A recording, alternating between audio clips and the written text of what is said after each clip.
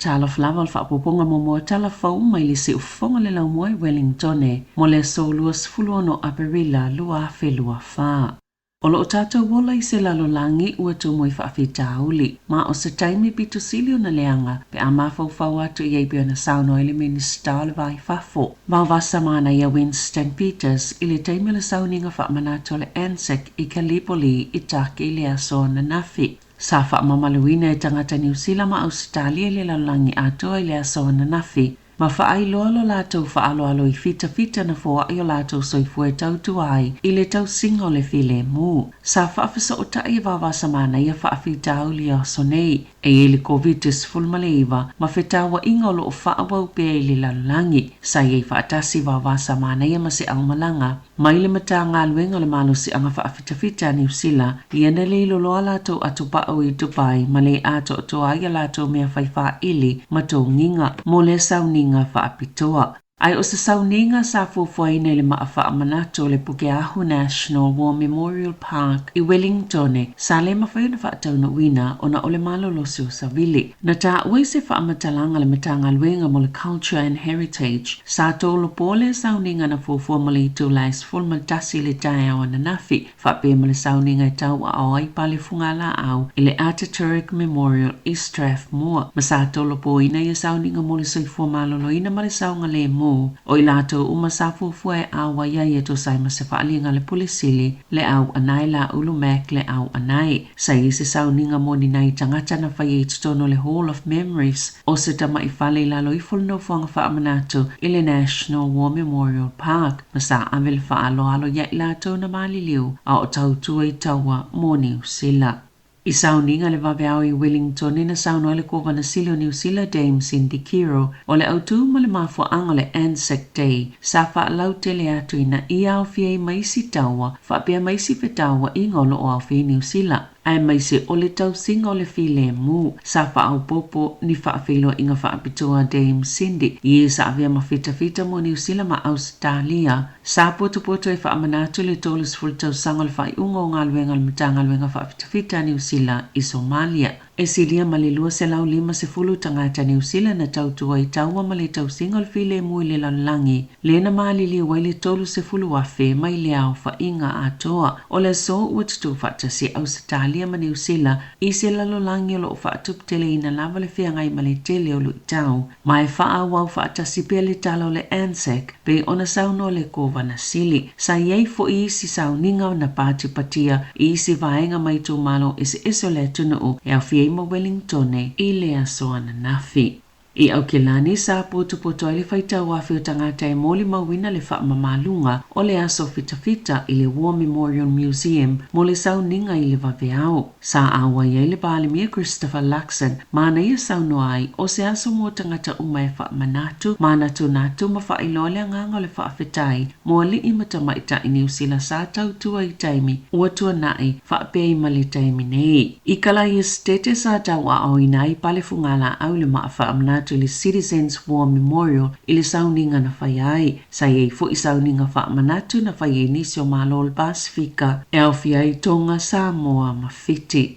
I se sauninga I New Plymouth mo le Anzac I le asoa na nafi na si isa I tangata se taawali na sisile vaenga na pakai au le amataina le sauninga pe ama le tu osfulu lima ni ali ina o lātou si isa ina se tamai taawali ma tu tu pe ama le lua mita le mamau ese na ta ua sa pakali taawali lalo I fosi tepu. E anga I tangata e whaia lātou tau talanga I le asoa na nafi le sauninga I le o ngā tutonunga le mua le tu e anga I ai I lātou sa tau a au ina pale fungala au I lea maa whaamanatu. Inisio tala o lo so ina leo ni ngau I ngai pusa tupe a pasi le Hunt Valley na ta wale Metling e whani li po te ni ngau I ngau pusa tupe I e tu wai pasi se o tangata whewa I mai ave pasi mai fōlinga mai e yele whisa o ta I ngau I ngau inga pei ona ta ua na whaali e se pulisini ale Metling ele imanu no apea faina ave pasi ai ina ua amatana whaongale tutongi o pasi se masini talo mai le luafe malevalo Sāmoa le mawina le pa ui lalo i fole 5% o pasese e tutongi tino i tupe au nanga le Metlink na tawe Nigel Piper le Kinetic New Zealand o le uafolinga mai ua matia so i fuo ave pasi masaya talo sanga i pule ngā nuu o se tasio vaenga pito silo na tala fea ngai la tau te whai e whaalele iai le saunga le mo ave pasi o la ave sia leo tino i tupe po le cash mai pasi sa tawe se suel wha malunga pule ngā nuu wha i tū malo o Wellington e ono ilo le wha au popo au nanga i le toi wha o ngai na tino i tupe i se taimi ele o toe mamao.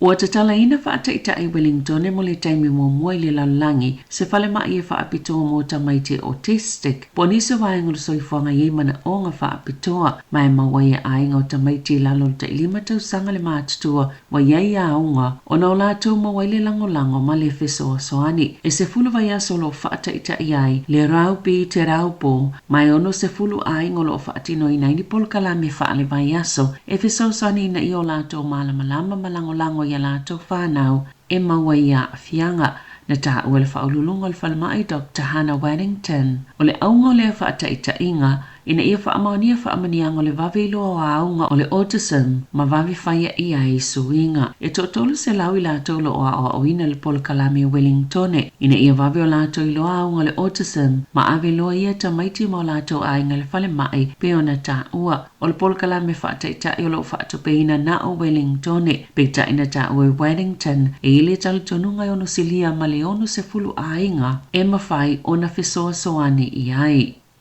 Ua whaamani ele matanga aluenga le pāli mia ma le kāpeneta i le leiteo New Zealand o lo wapa ai vaenga i whaitite i tupe whaalu ma whaasawa i tupe i tutono le matanga aluenga i le whaingo le luafe lua e o atu le valu se fulu afe tangata whainga aluenga sa fito i tono ma ngā aluenga whaatino le pito i luma e peo i la tausa ngā lulu i tutono no whangai whaanono fo ese i tangata na afie le COVID-19 fuluiva ni pine whailonga ilo la tauti ngā ia ngā aluenga ma o se vaenga o whaia ianga sa whaatino ina mo le tausanga fōu. E 2 miliona tala sa whaaluina i le whainga o ia pine. Sa whaamaonia ilo ilonga whaal tausanga le matanga alwenga le pāle mia ma le kāpeneta. O le 2 miliona tala sa whaakone karate le official kāpeneta i se kamupani Wellington. O lo ngā lulu e fo ile la lae pule ina fuafanga mo whaalavla whaafose ia le tunu le nima e sa ili ni vaenga i ono mawhaina whaasawina mai tupe i le au nanga ma o whaai unga muli o le au fie i tutono le pakete lua wha.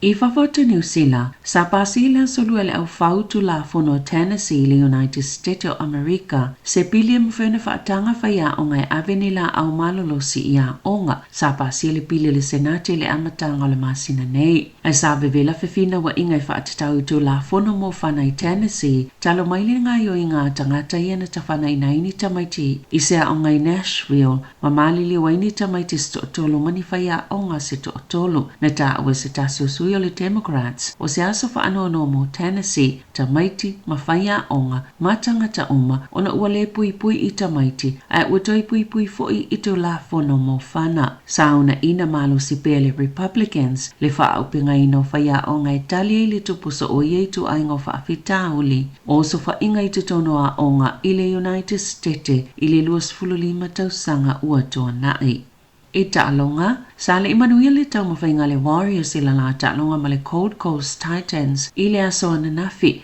Ina ua whaia ina, 25 i le 24 mai le imanu malo lava i ta'alonga i le aso le Anzac mo le silia ma le se fulu tausanga. Wa i le pito i lalo le whaasolonga au. E ui sa malo si le tau mawhainga le Warriors i le 20 minute a mata le ta'alonga peitai. Sa le ima whaiona te ea tu le malo si le Titans. E 25 le au mai mo sa tapua i le Warriors i le malai ta'alo. O le isi ta'alonga le Warriors e ta'alo ai ma le Knights i Newcastle. Whaapoponga mo moi o Tala Fou mai le si ufonga le lau mua mo le ni vaenga o le tai au.